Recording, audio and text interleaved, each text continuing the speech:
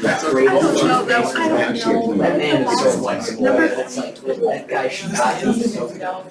Number 3. And it's like he's doing Honestly, the splits. hardest one I just can number 3 was draw a rectangle. Yeah. it's continuous. It is. See it. Yeah, he's by far my favorite. Yeah, it is. Non- It is. It's uniform, it's just not standard form. It's not from 0 to 1, it's 0 to 2. No, but uniform is, it's just a constant. Yes, that's the because I thought it was more of a triangle than a rectangle. Yeah, no, it is. a uniform. The thing is, the PDF is that. The CDF is that. Right, All 'cause right, it's so exploitable. today, okay, first thing, I graded the quizzes for people who turned it in on Wednesday, and I left them at home. But I'm gonna go home for lunch, and so after lunch, so they're graded, and they're recorded on a sheet of paper, but I'll go home at lunch and I'll grab them, I'll put them outside of my door, you can pick them up, I'll let you know when they're there. So anyway, so those will be there this afternoon. And then I'll send out solutions for the quiz at the same time to my solution sheets. Write-ups I have for both that and the first quiz are also at home. So I'll scan those in and send them out to everyone as well for that. Okay. So those will be there. I'll just mention a couple of things about the test that's coming up on Wednesday, and I'm happy to answer as many questions as I reasonably can. I'm not going to tell you exactly what's going to be on it, yes, that question, for instance. But answer questions about things if you have questions for review. Otherwise, I'm not going to say much other than what I say right here at the beginning in terms of review. So as long as you ask questions, we'll keep talking about it. Otherwise, we have lots of things we can talk about otherwise. But let's see. First of all, about the exam on Wednesday, we've had 6 weeks. We've had 18 classes. There have been, we spent a little over half of that time in Chapter 1, a little under half of that time in Chapter 2, right? Chapter 1 was the basic counting things, basic probabilities, ideas like independence and conditional probabilities and Bayes' rule and things like that. And then Chapter 2, we got into random variables, all of our binomials and gammas and negative binomials, exponentials, uniform, right, continuous, discrete, all of those things. They will, so think about it as probably a little more than half of the exam will be basically centered around Chapter 1, and a little under half of the exam being basic. It's going to be pretty uniformly spread through the semester. And of course, mixed and match. I mean, it doesn't have to be something solely from Chapter 1 or solely from Chapter 2. It all fits together in that way. So just think about it, the split up in that way of how the test is going to be distributed. And then random variables, a couple of things I want to say about the random variable part, the Chapter 2 part of the exam. I think with the normal, I think we'll put that off to the second, normal random variables till the second exam, just because we talked about that right before break.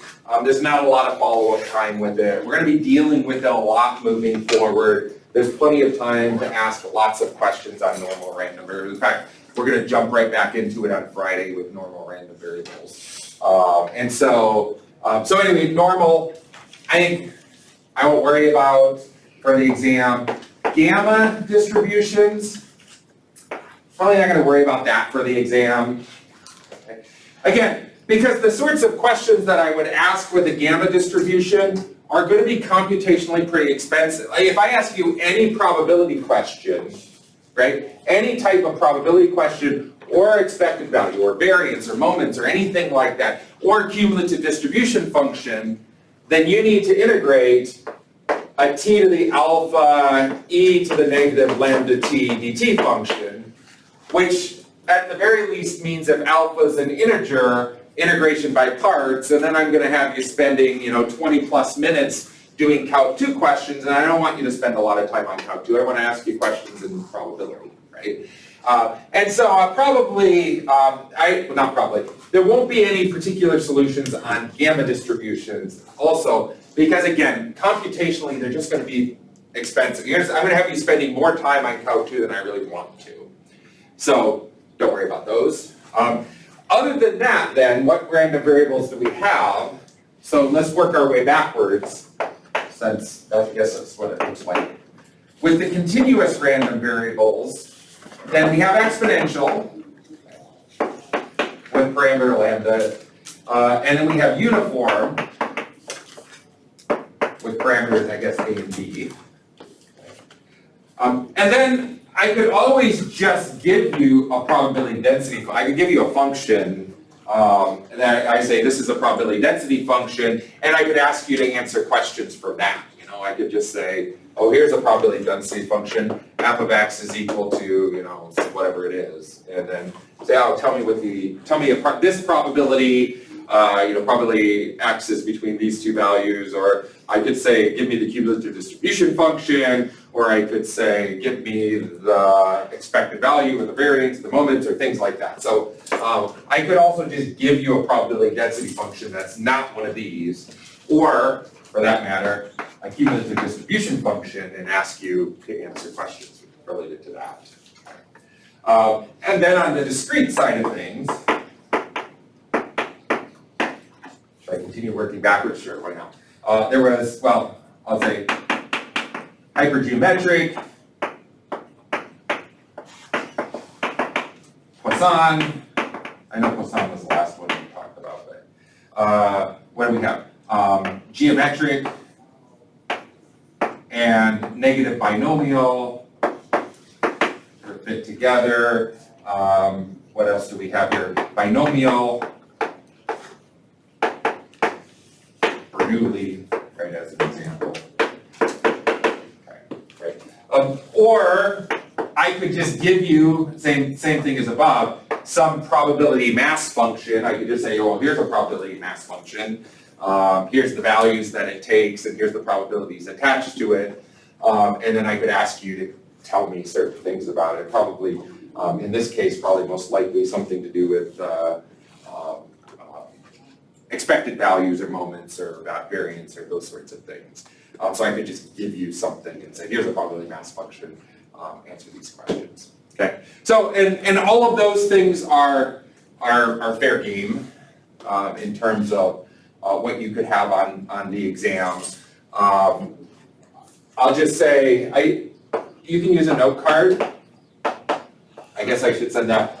How about a 4x6 note card? I was thinking about giving you some information, and I just thought, you know what, you guys can put your own information on it.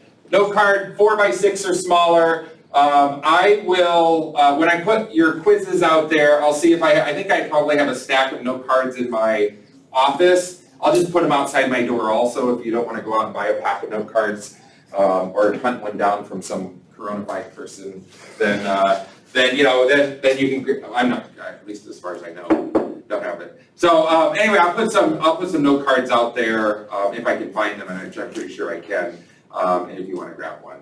Yeah? So when we have a probability mass function, we don't really have a really nice and easy way to make that into a CDF.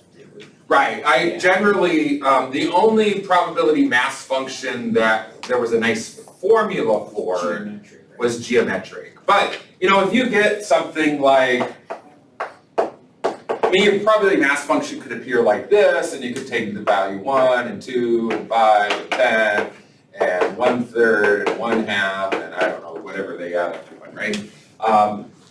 I could give you a probability mass function like that. I could ask you to give me the cumulative distribution function from that also, right? Which would be really simple. You're just adding consecutive terms.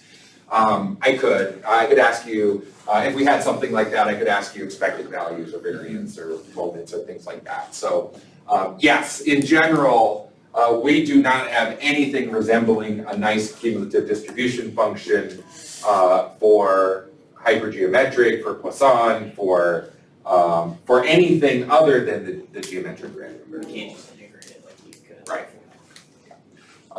The cumulative distribution function became more valuable once we got to continuous, because then we know the relationship between these two things are that of antiderivative and derivative, right? And so, and it is typically easier to integrate present company excluded, right, than it is to some things. So, yep.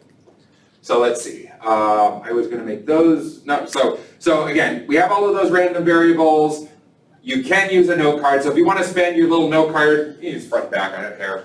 Writing down probability mass functions and probability density functions and expected values and variances and things like, go ahead. If you want to write it down some other formula, go ahead. Go ahead and do what you will with it. Okay. Yes. Don't, because you guys are going to take. I might have you end up turning your card in at the end of class. I probably will. Because there's a. Well, actually, it's not so important for you guys, but the 9 o'clock class, because you're going to come in right after that. Not that I run into academic dishonesty much, but if I take temptation out of your guys' hands, it's always better for everyone, right? So anyway, I may collect those cards afterwards and give them back afterwards. So anyway, I think that's all it's sort of specifically. Other than that, everything we've covered so far is really pretty much fair game. So, questions? I'm willing to answer questions. Any review, anything you say, I forgot how to do that, I've seen this sort of question, I don't remember. You mentioned moments. What are moments again? Well, what is the second moment?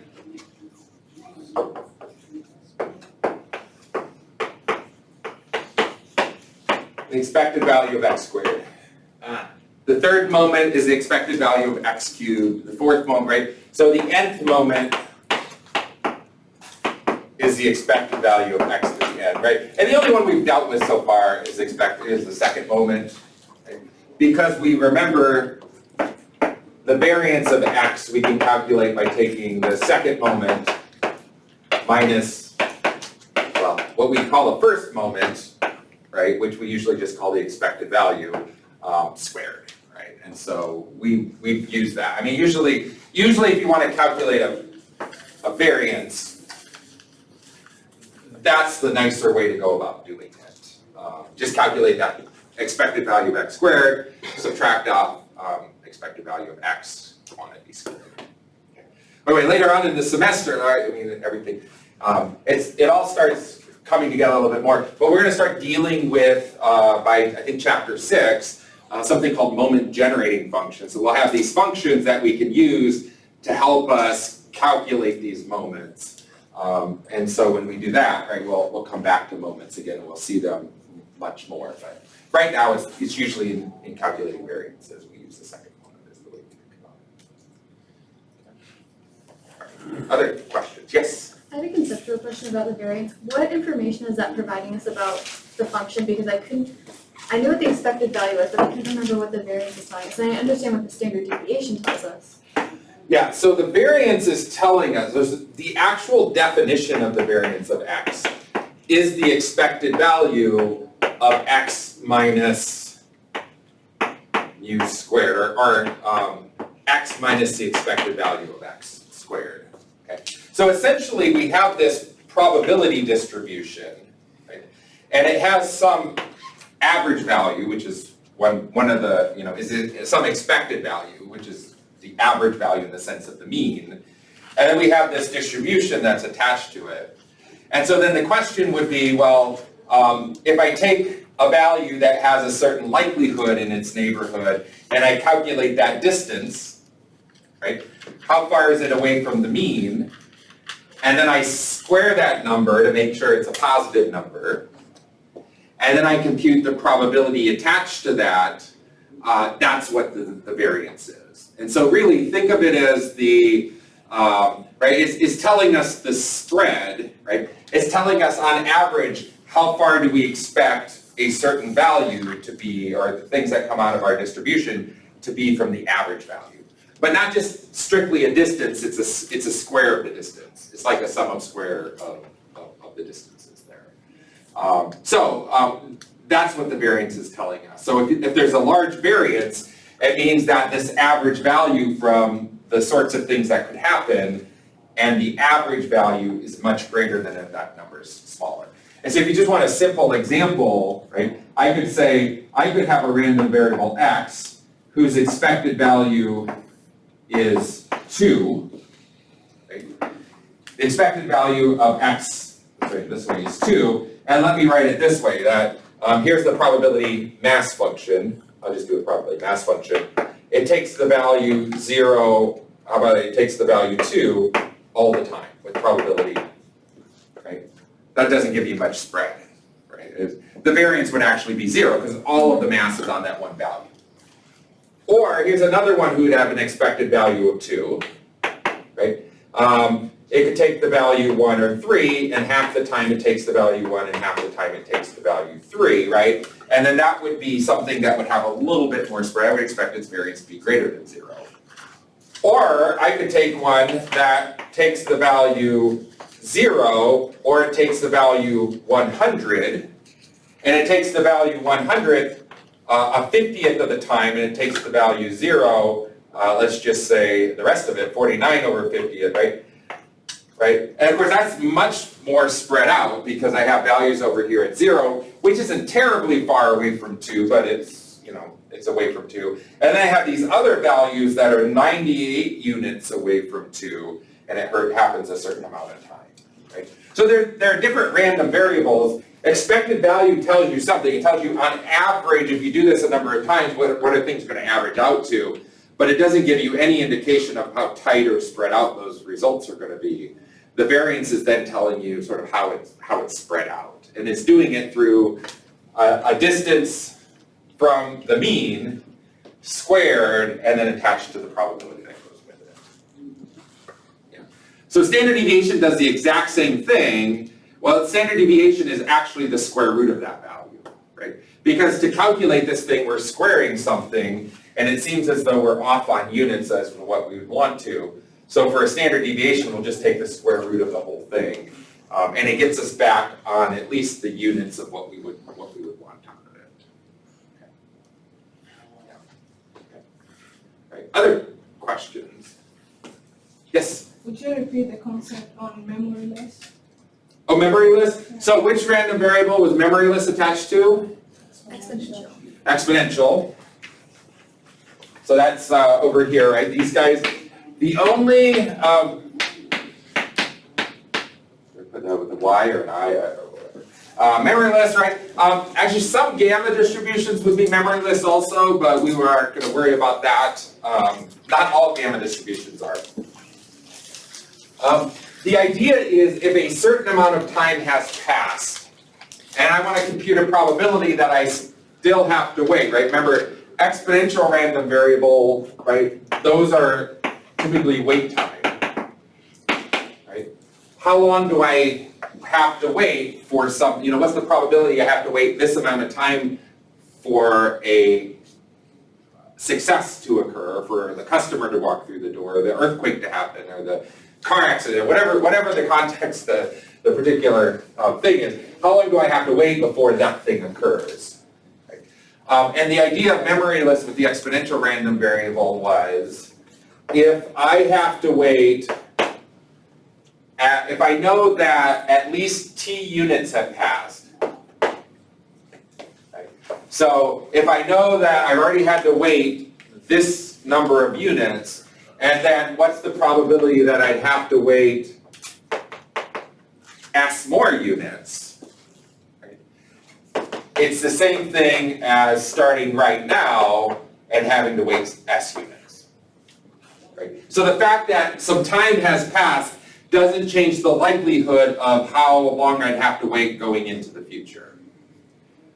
And that only happens with an exponential random variable, right? Because every moment we're looking for successes and failures and successes and failures, right? And we're counting successes.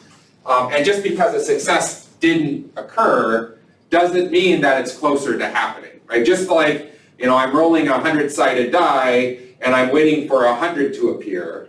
And so I roll and I roll and I roll and boy, I haven't seen 100. Well, just because I roll it 25 times and don't see 100 doesn't mean I'm any closer to seeing 100, right? I keep going, right, and I would expect, you know, I expect to have to wait a certain amount of time to now see that, right? So it's that same sort of thing, that just because some time has passed and I haven't seen an earthquake doesn't necessarily, at least if I'm assuming my earthquakes come with an exponential random variable, or just because I've waited a while and I haven't seen a customer, doesn't necessarily, if I'm assuming an exponential random variable, then I'm assuming that the new probability of waiting going into the future hasn't changed at all. And so that would be, this sort of thing. And of course, I know how to compute conditional probabilities. It would be the probability of this and this, okay? But if I take S to be a positive number, then once I know this is true, then this is definitely true. So it would be the probability of X greater than T plus S divided by the probability, this is the definition of conditional probability, X is greater than T, right? Would give me the same probability as that one up there. So that's the idea of memory lists. And it's really, exponential for the continuous random variables. Geometric is also, you have to be a little more careful with geometric random variables about the endpoints, because you always have to be more careful about endpoints on discrete random variables. So you have to be careful about whether you're saying less than or equal to the greater. If you get your endpoints correct, you can also argue geometric random variables or memory lists also on the discrete side of things, but we usually don't wait. Just because you're waiting to get the first head when you're flipping it doesn't mean because you've had 3 tails in a row it's any closer to a rival. Okay. Does that help with that? Okay. Yeah, and it's the exponential random variable. All right. Other questions?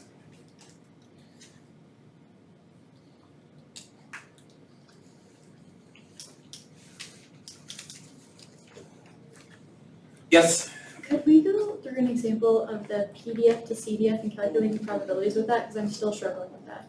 PDF to CDF? Yeah, the continuous random variables. Yeah, so anytime, so for,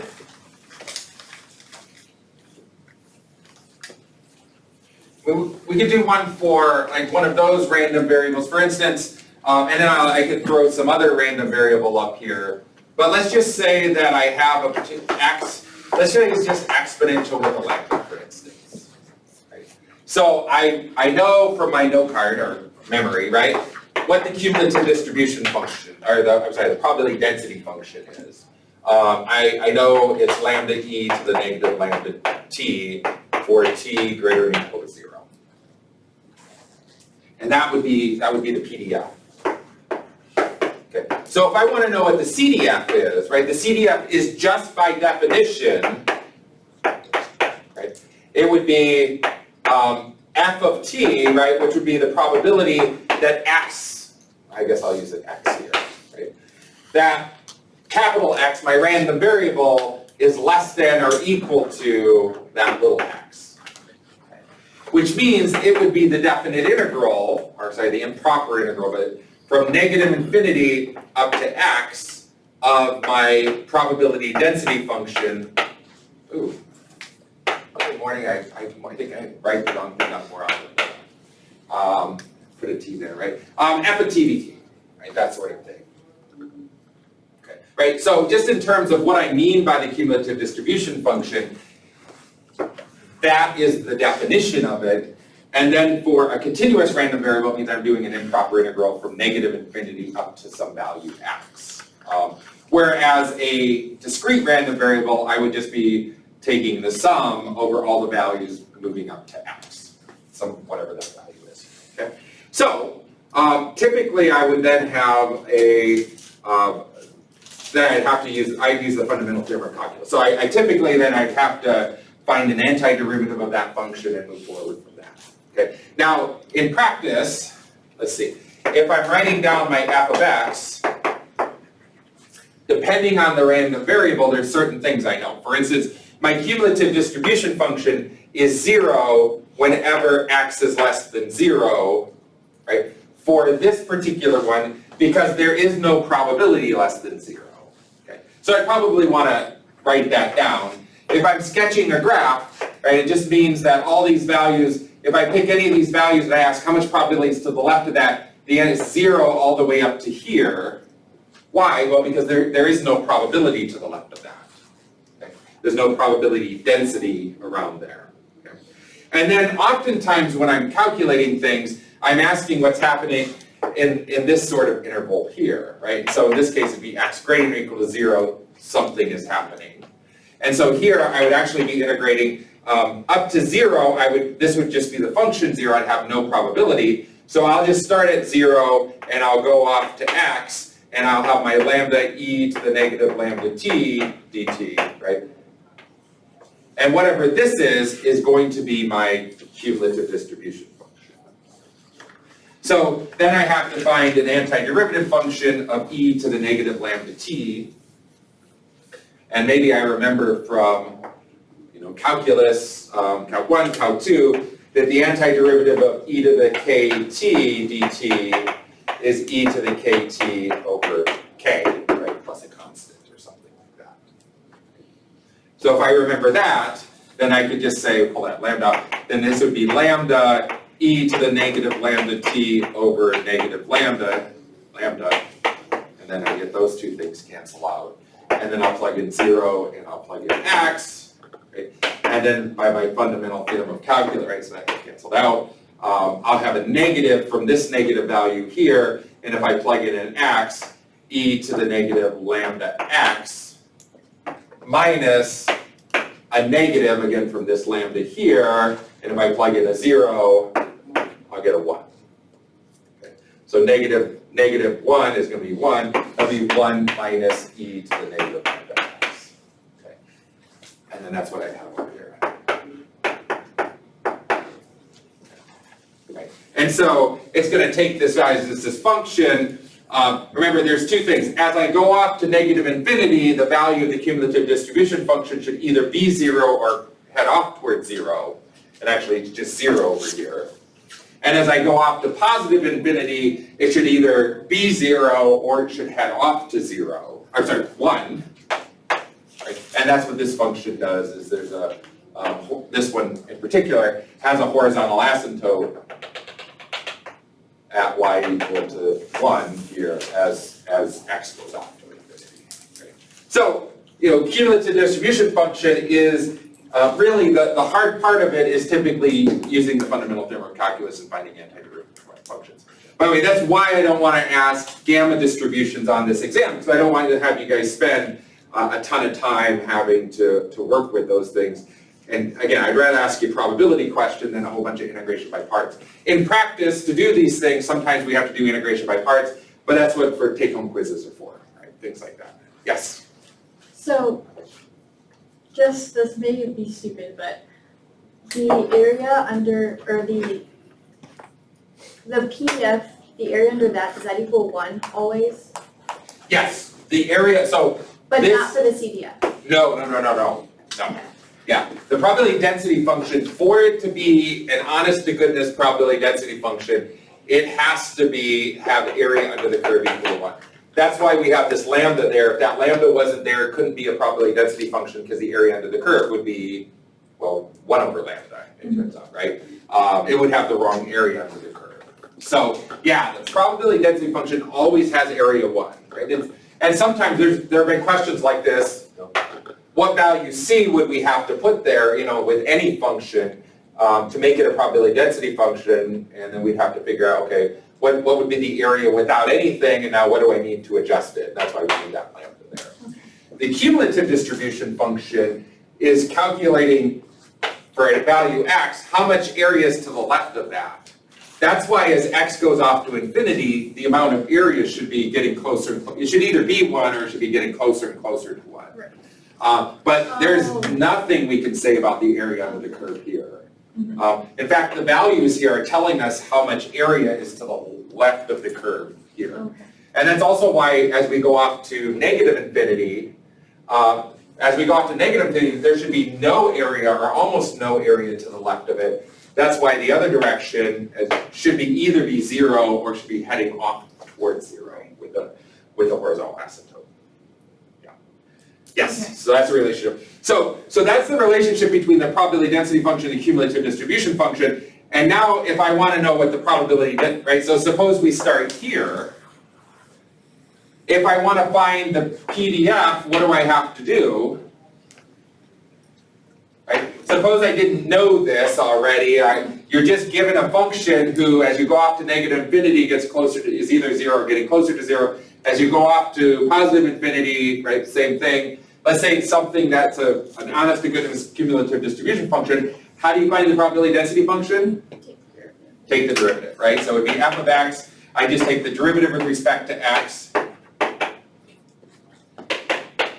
The derivative of 0 is 0, right?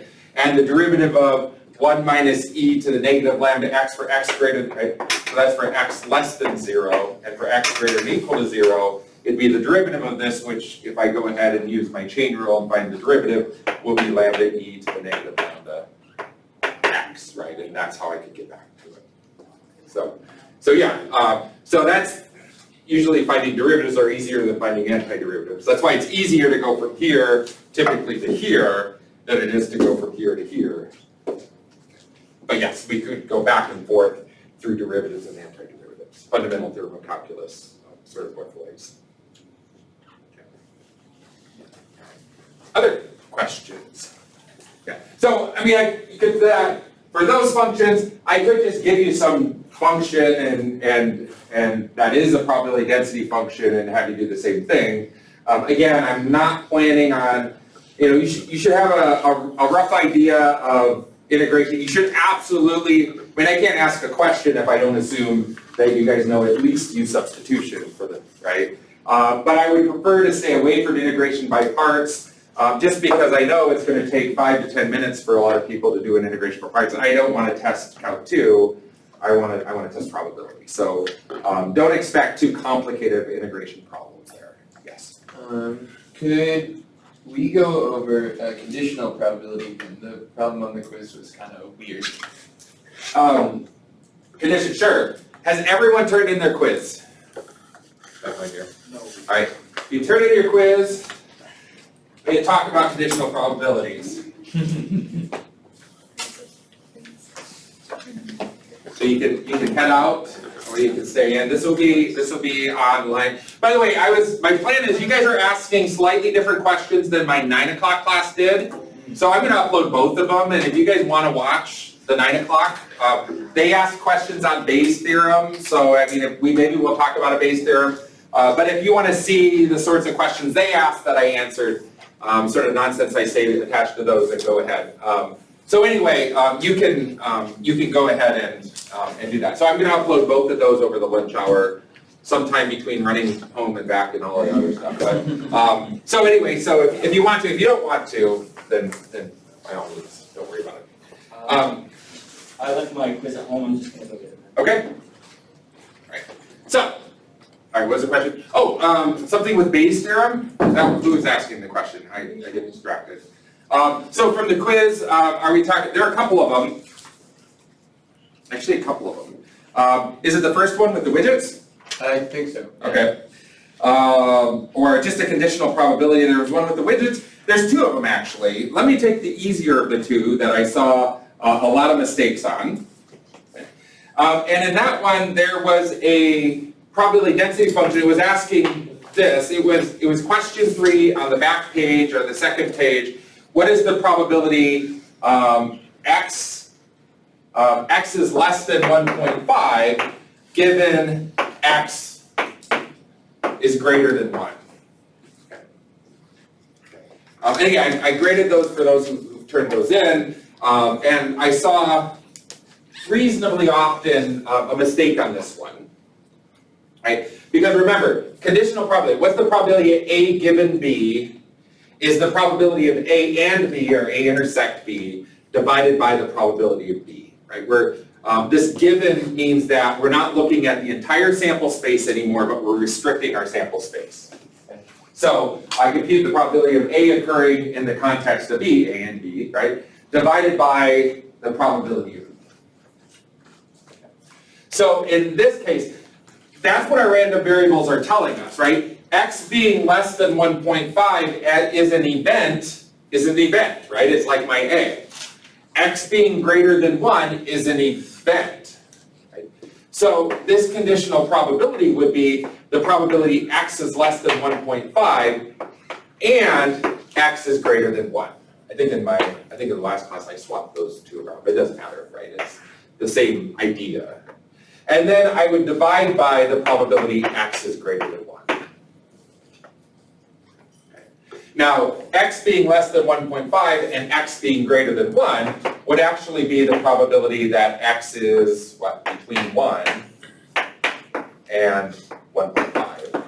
And then the denominator would be the probability that x is greater than 1.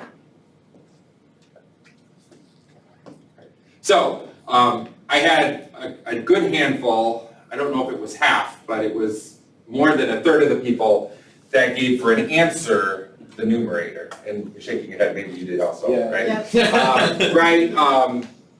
Right, if the words were and here, or intersect, then that, of course, would be the right answer. But with the given, just remember that the probability of A given B would be the probability of A and B divided by the probability of B.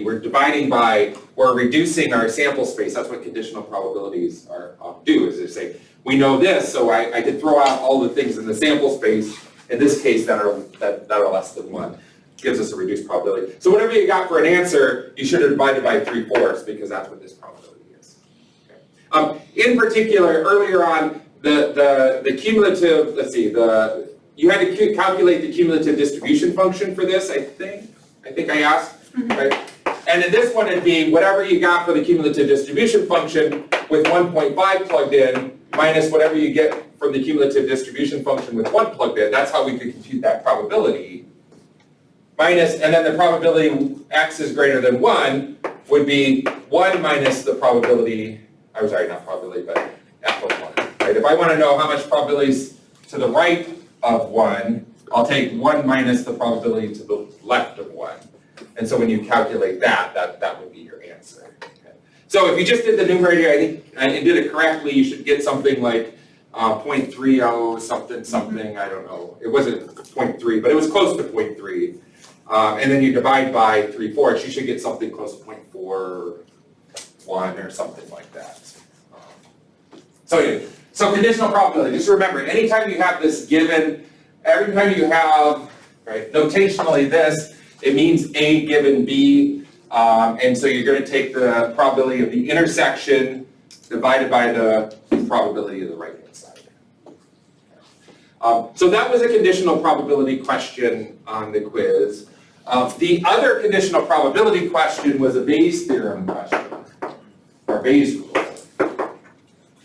And it was the one that was, we had widgets that were produced from company A versus company B, right? And so essentially, it was a Bayes rule where I had company A over here that was producing these widgets, and I was testing out these widgets to try to figure out how many were defective. And given a certain number were defective, I was going to, it gives me some information about where I believe those came from. And so for company A, we had this binomial random variable. We were testing 10 things, and in company A, the probability of success, which was a defective one, was 0.03. And for B, it was a binomial random variable. I was testing 10 things, and the probability of success was 0.85. Sorry, 0.15, right? A success is a defective thing, right? Or we're counting, or we're waiting for the, we're counting the number of defective things, right? So I have this situation where I either have a box from company A or company B. I just don't know which company it's from. What I do know is that I test out of that box 10 things, and I find 2 to be defective. I find exactly, I think that's what it was, exactly 2 defective, right? Exactly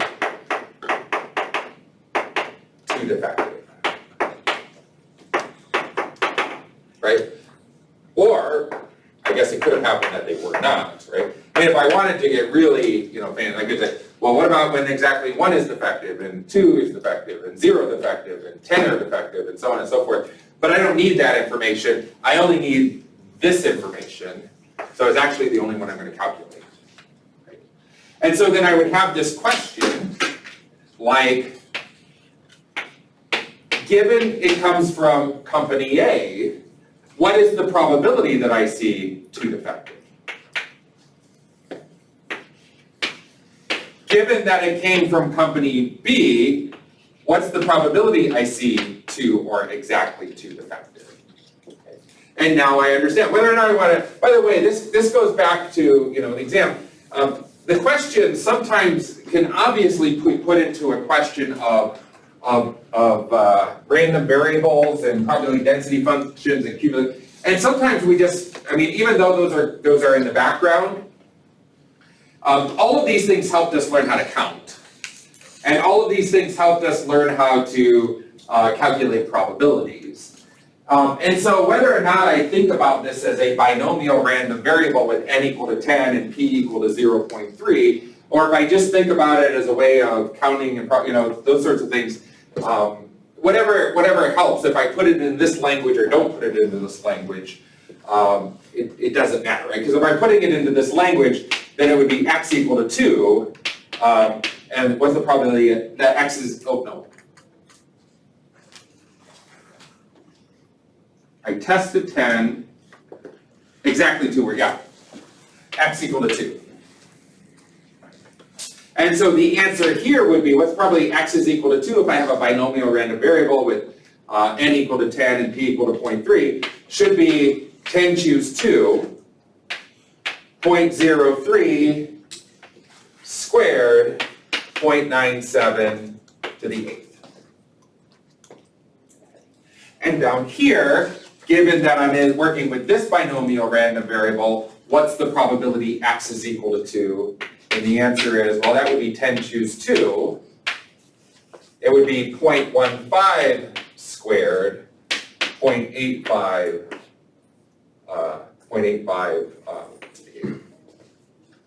because I remember my probability mass function for my binomial random variable, or at the very least, I wrote it down on a note card or something like that, right? And we worked with this one enough, we should remember this one. Right?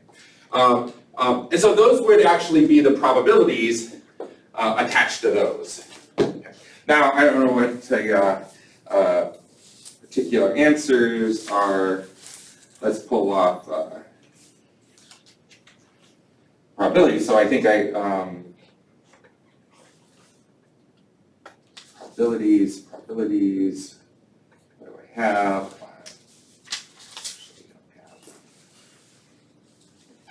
Right, so this is something like a 0.0317, and then the other one is something like a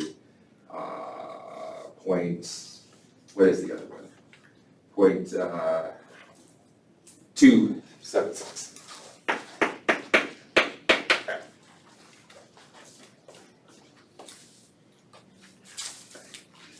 And so, let's see, what do we have here? So, let's see, Bayes' rule. So, I was told a couple of things, like I know if I'm in A, that the probability that I get exactly 2 defective is going to be 0.0317 or approximately equal to that. And if I'm in B, it's approximately 0.276. Now, I did have a prior belief here in this, right? That is something like, is it 70% or, let's see, 70% came from one company, from A, and 30% came from B. So I do know before I tested anything out of these boxes, if I were just to pick up this box, I'd say I'm 70% likely that this box came from A, and I'm 30%, I think there's a 30% chance it came from box B, because the only thing I know about them is how much each company produces, which I'm using as the probability of my prior beliefs or my initial beliefs. Okay? But now I have this new information knowing that if it came from A, that's not very likely. 3% of the time this happens. Whereas if it came from B, it happens, closer to 30% of the time. Okay? So now it allows me to update. It's like, well, I know it's more likely to be from A than B, but now that I've tested it and this is more likely than this, that now maybe I believe it's more likely to come from B than A. And so then the question would be, well, what is the probability? This is a Bayes theorem question. What was the actual, that it came from A. Oh, I erased the thing I didn't want to erase, right? So I know that, I know this. Given it came from A, what's the probability X is equal to 2? What I'm really asked to calculate is, given that X is equal to 2, what's the probability it came from A? Okay. This one's very obvious. I mean, once I can set this thing up in terms of random variables, I know I can calculate this thing pretty easily. But this one's not so clear. I can't just say, oh yeah, when X is equal to 2, this is my probability attached to it. That's why I need Bayes' rule. That's why I need Bayes' theorem. That's why I need this extra way of doing it. Which is basically going to tell me, from conditional probability, that it will be the probability that it came from A and X is equal to 2, divided by the probability X is equal to 2. And now I can go ahead and calculate the numerator and calculate the denominator, because how does it come from A and I get X equal to 2? Right there. Okay. So here's where, on the ones I've graded so far, I've seen this mistake. So what is the probability that A intersect X equal to 2? It's 0.7 times 0.0317. I've seen people leave off that 0.7. Here's more time. Yeah. Why? So let's just be very careful about this. And it sort of gets to the heart. How much time? We have 2 minutes. We can get through this, right? Right. If I want to calculate the probability of A and B, using conditional probabilities, there's 2 ways I can do it. Right? It is the same as the probability of A times the probability of B given A, right? So if I want to know the likelihood of A and B occurring, I'll just figure out what's the likelihood of A occurring, and then I'll figure out what's the likelihood of B occurring given that A occurred, and that's one way to compute that probability. This is called the multiplication principle, something along those lines. It's back in section 3 or 4 of chapter 1. Or I could say, what's the probability of B occurring? And then what's the probability of A occurring given that B occurred, right? Both of those things are true. Now, what is Bayes' theorem really? Bayes' theorem is just that one of those 2 things is easier to work with, right? Either it's easy to calculate that one, or it's easier, right? You know, one of those 2 it's easier to calculate with. And then what I really want to know is what happens if I swap the order from it. And then if this is equal to that, that's equal to that, then they're equal to each other. So if I want to calculate this one, and I know how to calculate this one, then I take this divided by that, or vice versa, I could take this part divided by that. Okay? So notice, that's exactly, this is easy to calculate. Given that it's from A, I know exactly what random variable it is. I can compute that probability pretty easily, right? And so what I really want to know is, what is it when they're swapped around? So if you need to remember anything about Bayes' theorem, first thing you should do is set up your tree diagram. It always makes it easier. But if you don't, remember those formulas over there, because essentially you're just going to rearrange them in that way. And so then you divide by, in this case, the probability X is equal to 2. And how does X equal to 2? Well, either going through those branches or going through those branches.